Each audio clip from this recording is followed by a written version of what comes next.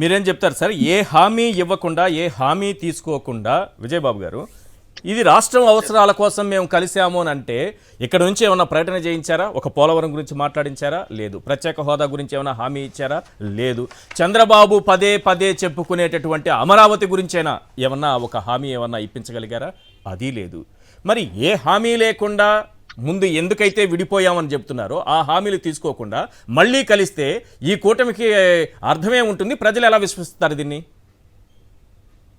నిన్న చాలా చోట్ల ఈ మీటింగ్ అయిన తర్వాత పబ్లిక్ రియాక్షన్ వచ్చిందండి. ఏంటంటే వచ్చారు, మీటింగ్ పెట్టారు, ఏం చెప్పారు, మాకు ఏం చేస్తామన్నారు, గతంలో ఏం చేయలేదో ఇప్పుడైనా చేస్తామని చెప్పారా లేదని మామూలుగా మాసెస్ నుంచే ఈ కామెంట్స్ వస్తా ఉన్నాయి. అందుకే చెప్తుంది ఏంటంటే ఈ సభ అనేటువంటిది ఒక ఫ్లాప్ షో అండి. అంటే మనకి ఇందా శకునవననే ఇంగ్లీష్ లో ఒక సేయింగ్ ఉంది, coming the events cast their shadows అని చెప్పని, రాబోయేటువంటి ఫలితాలకి ఆ నీలి నీడలు అనేటువంటివే ముందుగా శకునాల గురించి తెలియజేస్తాయంట. ఆ విధంగా ఒక అటర్ ఫ్లాప్ షో. తర్వాత ఇందాక మీరు అడిగింది ఏంటంటే, ఇందాక వారు అన్నారు విశ్వ విజేత అని. ఎస్, నరేంద్ర మోడీ గారు విశ్వ విజేత అనడంలో మనకి కించిత్ డౌట్ లేదు. అటువంటి ఒక విశ్వ విజేత ఈ తెలుగు గడ్డ మీద మీరు సుదీర్ఘకాలం విభేదించిన తర్వాత ఆయన్ని అతిథిగా పిలిచి సగౌరవంగా వేదిక మీద కూర్చోబెట్టినప్పుడు సముచితమైనటువంటి రీతిలో ఆయన్ని ఎందుకు గౌరవించలేకపోయారు అనేది మీరు అడిగినటువంటి ప్రశ్న. ఆ ప్రశ్నకి సమాధానం సూటిగా వారు చెప్పకుండా ఏదోదో చెప్తా ఉంటే ఇక్కడ అర్థం ఏంటంటే ఆయన యోగి కాదండి. ఖచ్చితంగా యోగి అంటే ఏదో యోగి ఆదిత్యనాథ్ లాగా నరేంద్ర మోడీ గారు యోగి కాదు, ఆదిత్యనాథ్ గారు యోగి కాదు. వారు ఏంటంటే ఈ ఐహికంగా ఈ సమాజానికి సమాజ సేవ చేయడానికి దే ఆర్ ఫిలాసఫర్స్. ఫిలాసఫర్ అంటే తత్వవేత్త అంటే అక్కడ యోగి అని కాదు, they are political philosophers. Political philosophy is entirely different for the spiritual. ఇది యోగి అంటే ఏంటంటే ఆ సర్వం చెగించి ఒక అలౌకికమైనటువంటి దీంట్లో ఉండేవాళ్ళు. కానీ ఆయన లౌకిక ప్రపంచంలో వ్యవహరిస్తున్నటువంటి సమాజం కోసం నిరంతరాయంగా నిర్నిరోధంగా పరితపిస్తున్నటువంటి వారి పరిభాషలో ఒక విశ్వ విజేత అంటే he is a great political philosopher. అటువంటి ఒక గ్రేట్ పర్సనాలిటీని మీరు నిందించారు, అవమానించారు. అలాంటి ఆయన్ని తిరిగి మళ్ళీ ఈ వేదిక మీదకి సముచితమైనటువంటి రీతిలో గౌరవించాలి. దాంతో పాటు నేను ఇలా చేశాను, గతంలో ఇలా మాట్లాడాను, ఆయన ఉద్దేశం నేను అర్థం చేసుకోగలిగాను చెప్పాల్సిన అవసరం లేదు. చేసిన తప్పుని క్షమాపణలు కోరుకోవడం అనేటువంటిది వాళ్ళ వ్యక్తిత్వానికి అది మరింత వాళ్ళ ఔన్నత్యాన్ని ఇనుమడింపజేస్తుంది. అదేంటో నేను మీరు కొట్లాడినంతగా మోడీ గౌరవం పెంచడానికి పాపం వినుషారెడ్డి గారు కొట్లాడట్లేదు. అది అంటే వారికి అర్థం కాల.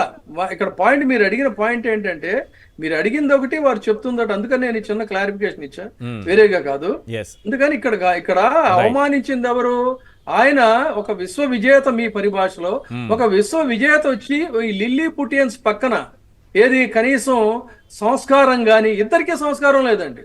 బిహేవియర్ అంటే సమాజంలో గాని సభ్యత, సంస్కారం, వేదికల మీద ఎలా ప్రసంగించాలి, ఇవన్నీ నేను నిన్న అనుకున్నాను. పవన్ కళ్యాణ్ ప్రసంగాల్లో నేను చాలా సార్లు చెప్పా, ఖచ్చితంగా ఆడవాళ్ళ ప్రస్తావన ఉంటుంది. లైంగిక భావనలతో ఆయన మెదడంతా కూడా పుచ్చిపోయిన నేపథ్యంలో ఆ ప్రస్తావన లేకుండా ఉంటుంది. నేను లేదేమనుకున్నా, తీరా వాళ్ళ పేపర్లో చూస్తే ఆడవాళ్ళని తీసుకెళ్లిపోయారని అటెంప్ట్ చేశాడు. అందుకని ఇటువంటి కరప్టెడ్ మైండ్స్ లిల్లీ పుటియన్స్ పక్కన ఒక విశ్వ విజేతను కూర్చోబెట్టి వాళ్ళు అవమానించిన తీరుకి మనమే ఫీల్ అవుతుంటే, తర్వాత విమర్శ అనేది ఏంటంటే ఆయన రాజకీయ పొలిటికల్ ఫిలాసఫర్, ఖచ్చితంగా విమర్శిస్తారు, విమర్శించాలి. మనం ఇక్కడ అన్నది ఏంటి, ఆంధ్రప్రదేశ్ కు వచ్చినప్పుడు అధికారంలో ఉన్నటువంటి ముఖ్యమంత్రి గారిని ఆయన విమర్శించవలసిన స్థాయిలో ఆయన విమర్శించలేదు. అందుకని వాళ్ళు నిరుత్సాహపడ్డారు అన్నాం. ఎందుకంటే నరేంద్ర మోడీ గారు ముఖ్యమంత్రిగా చంద్రబాబు ఉన్నప్పుడు ఆయన ఈ చేత్తో పెట్టుకుని ఏటీఎం అని విమర్శించారా లేదా? అది పెద్ద పాపులర్ అయిందా లేదా డైలాగు? అలాంటి మాటలు అయితే మరి జగన్మోహన్ రెడ్డి గారు గారి మీద ఆయనకి ఒక రాజకీయంగా ఇవాళ డిఫర్ అయినా కూడా జగన్మోహన్ రెడ్డి గారి మీద ఆయనకి ఒక అవ్యాజమైనటువంటి అభిమానం ఉంది అనే దాన్ని ఆయన నిన్న స్పష్టంగా కనబరిచారు, చెప్పకనే చెప్పారు. రైట్ సార్, ఇది నా రైట్. ఉద్దేశం. సమయం మించిపోయింది. అయితే మేడం కూడా అన్నారు కదా, అసలు ఎప్పుడు ఎక్కడ ఎవరిని విమర్శించరని. 10 ఏళ్ల పాటు బీఆర్ఎస్ తెలంగాణను దోచుకుంది, తెలంగాణ ప్రజల భావోద్వేగాలతో బీఆర్ఎస్ ఆడుకుంటోంది. ఇప్పుడు కాంగ్రెస్ తెలంగాణను ఏటీఎం లా మార్చుకుంటోంది. బీఆర్ఎస్ పై అవినీతి కాంగ్రెస్ ఇప్పుడు ఆ ఫైల్స్ ను పక్కన పెడుతోంది. కాళేశ్వరం అవినీతిలో బీఆర్ఎస్ కాంగ్రెస్ కుమ్మక్కయ్యాయి. లిక్కర్ స్కామ్ లోను బీఆర్ఎస్ కమిషన్లు తీసుకుంది. బీఆర్ఎస్ అవినీతిపై కాంగ్రెస్ దర్యాప్తు చేయటం లేదు. ఇంకా చాలా ఉంది మేడం, చాలా. వ్యక్తిగతంగా కూడా ఫ్యామిలీ, కరప్టెడ్ ఫ్యామిలీ అన్నట్టుగా మాట్లాడారు. అంటే మాట్లాడతారు, నేను దాన్ని తప్పట్లేదు. ఒక పొలిటికల్ పార్టీ ఉండాల్సిన లక్షణం, దాన్ని నేను తప్పు పట్టట్లేదు. అసలు మాట్లాడరు అన్న దానికి ఆన్సర్ చేస్తాను. దయచేసి దాన్ని వేరే రకంగా మీరు అనుకోకండి.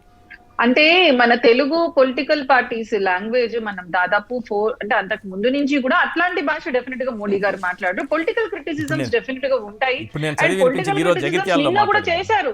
మీకు ఎందుకు కనిపించలేదని నాకు అర్థం కావట్లేదు. చెప్పారు కదా, నేను ఇంతకు ముందు డిబేట్ లో మీకు ఇదే మాట చెప్పాను. మీరు మాటి మాటికి మా పార్టీ అంటుంటే మేము ఎందుకు అనుకోకండి. చంద్రబాబు పవన్ కళ్యాణ్ పురుగులకి న్యాయం చేయలేకపోయారు. వాళ్ళు బాధపడుతూ వాళ్ళ ఫేసులు చూస్తుంటే అంటుంటారు కదా, మీరు మమ్మల్ని అంటుంటారు కదా, సేమ్ పాయింట్ అన్నారు. నేను మోడీ గారు చూడండి, మనం 2 months బ్యాక్ మాట్లాడుకున్నప్పుడు నేను చెప్పాను, మీరు మమ్మల్ని విమర్శించడం కాదు ఈశ్వర్ గారు, నేను రివర్స్ మిమ్మల్ని ఇదే క్వశ్చన్ అడగొచ్చు. ఫ్యామిలీలో ఒకరు పార్టీలో ఉండి ఇంకొక పార్టీలోకి వెళ్ళి మరి వాళ్ళ కాంగ్రెస్ కి అని ఆ రోజు అన్నాను. నిన్న మోడీ గారు అన్నట్టు మరి అదే మోడీ గారికి ముందు మాట్లాడిన చంద్రబాబు నాయుడు గారు ఏమంటున్నారు? అన్నం చెల్లిని చూసుకోలేదు, తల్లిని చూసుకోలేదు అంటే ఒక చెంప దెబ్బ కొట్టారు. ఒకే వేదిక పైన భిన్నాభిప్రాయాలు మేడం, ఒకే వేదిక పైన భిన్నాభిప్రాయాలు చెప్తున్నారు. 3 పార్టీలకి 3 అభిప్రాయాలు ఒకే విషయం పైన ఉంటే మోడీ గారి భాష ఎప్పుడైనా ఇట్ విల్ బి డీసెంట్. నిన్న చేసిన కామెంట్ కూడా డిగ్నిఫైడ్ గా ఉన్నా, బట్ అది విమర్శే. నేను చెప్పిన పాయింట్ సేమ్. నేను మిమ్మల్ని క్వశ్చన్ చేస్తున్నా ఈ రోజు, మీరు ఇంట్లో ఒక్కరు పార్టీలు పంచుకున్నారా? ఒక పార్టీలో ఉండి చెల్లెలు ఇంకొక పార్టీ తీసుకుంటారా? ఉన్నట్లుండి కరెక్ట్ గా 2024 ఎలక్షన్స్ ముందర సడన్ గా ఆవిడ అంతకు ముందు ఏమన్నారు డైలాగ్, ఆడపిల్ల ఇక్కడ పిల్ల ఎక్కడ ఇట్లా పోతుంది చెప్పండి. మీరు మీకు రావాల్సిన యాంటీ ఇన్కంబెన్సీ చంద్రబాబుకి చంపేది కూడా చెప్పాల్సింది. మీరు చేసడానికి పెట్టారనేది తల్లిని చూసుకోలేదు, చెల్లిని చూసుకోలేదు, గోడ మీద బల్లిని చూసుకోలేదు అని అంటావేంటి? చంద్రబాబుకి చెప్పాల్సింది.